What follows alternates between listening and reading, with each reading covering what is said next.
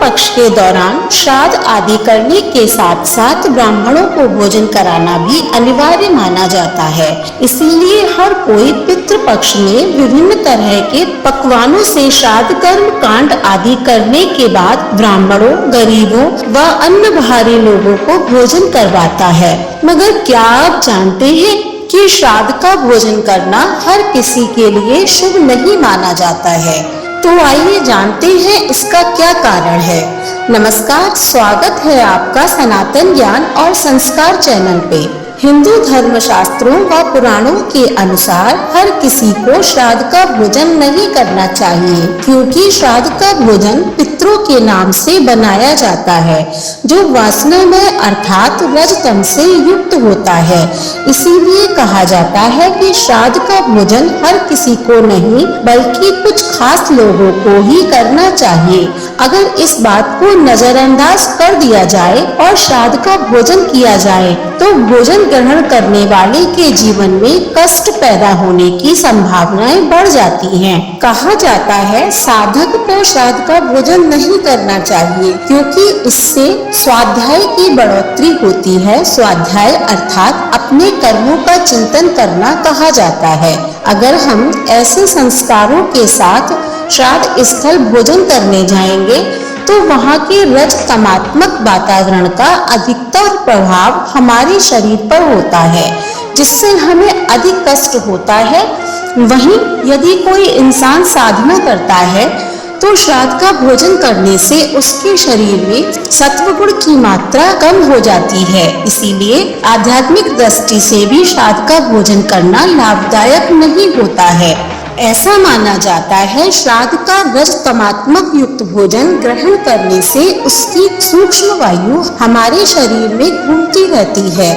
ऐसी अवस्था में जब हम पुनः भोजन करते हैं तब उसमें यह सूक्ष्म वायु मिल जाती है। इसीलिए उस भोजन को करने के बाद हमें हानि हो सकती है। शास्त्रों में श्राद्ध का भोजन करने के विषय में कुछ खास व आवश्यक नियम बताए गए हैं। जो व्यक्ति श्राद्ध के दौरान इनका पालन करते हैं उनके जीवन में आने वाले कष्टों से उसका बचाव खुद उनके पूर्वज करते हैं। श्राद्ध का भोजन कभी भी किसी दूसरे के घर का ग्रहण नहीं करना चाहिए, लेकिन अपने कुल गोत्र के परिवारजन में भोजन करने पर कोई दोष नहीं लगता है, बल्कि पितृगण स्वयं उनकी रक्षा करने आते हैं। इसके अलावा अगर हम बाहरी लोगों के घर श्राद्ध का भोजन ग्रहण करते हैं तो ये हमारे शरीर के लिए हानिकारक होता है। इसीलिए हिंदू धर्म के अनुसार कोशिश करें कि श्राद्ध पक्ष से 13वीं आदि तक मृतकों के निमित्त बनाए गए भोजन को ग्रहण न करें। इसके साथ ही साथ जब हम श्राद्ध का भोजन कराते हैं तो उससे जुड़े भी कुछ विशेष नियम हैं जिनका पालन हमें करना चाहिए। जैसे सोने, चांदी, कांसे और तांबे के बर्तन पर ही ब्राह्मण को भोजन कराना चाहिए। श्राद्ध और तर्पण में लोहे या स्टील के बर्तनों का इस्तेमाल नहीं करना चाहिए। ऐसी मान्यता है कि चांदी के बर्तन में भोजन कराने से पुण्य प्राप्त होता है और इससे पितृ भी प्रसन्न होते हैं। एक और जरूरी बात है कि श्राद्ध के बाद जब भी ब्राह्मणों और गरीबों को भोजन कराएं तो इस बात का ध्यान रखें कि उन्हें केले के पत्ते पर भोजन न परोसें। मान्यता है इससे पितरों को तृप्ति नहीं मिलती है। श्राद्ध पर भोजन के लिए ब्राह्मणों को दक्षिण दिशा में बिठाना चाहिए। ऐसी मान्यता है कि दक्षिण में पितरों का वास होता है। ब्राह्मणों को भोजन कराते समय इस बात का ध्यान रखें कि मौन रूप से भोजन कराएं ताकि पितरों को कोई समस्या ना हो। मान्यता है कि बोलने से पितरों को भोजन नहीं पहुंचता है और ऐसा करने से टोका टाकी होती है।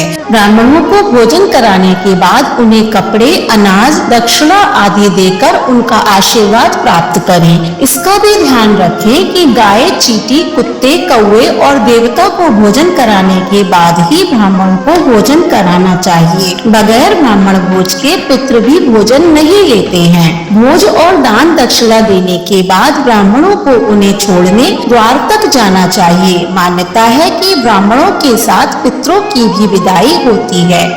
ब्राह्मणों के भोजन के बाद ही स्वयं और अपने रिश्तेदारों को भोजन कराना चाहिए। बहन, दामाद और भांजे को भी भोजन अवश्य कराना चाहिए। उनके भोजन के बिना पितृ प्रसन्न नहीं होते हैं। कुत्ते और कौवे का भोजन कुत्ते और कौवे को ही खिलाना चाहिए। देवताओं और चींटी के नाम पर निकाले गए भोजन को गाय को खिला देना चाहिए। श्राद्ध के दिन दक्षिण दिशा में पितृ के नाम से दीपक जरूर जलाना चाहिए। मान्यता है कि ऐसा करने से पितृ प्रसन्न होते हैं और आपको दीर्घायु, मोक्ष, धन वृद्धि, राज्य भोग का आशीर्वाद देते हैं। तो ये कुछ विशेष नियम हैं जिनका पालन अगर आप श्राद्ध पक्ष के दौरान ब्राह्मणों को भोजन कराते समय करेंगे तो आपको विशेष फल की प्राप्ति होगी।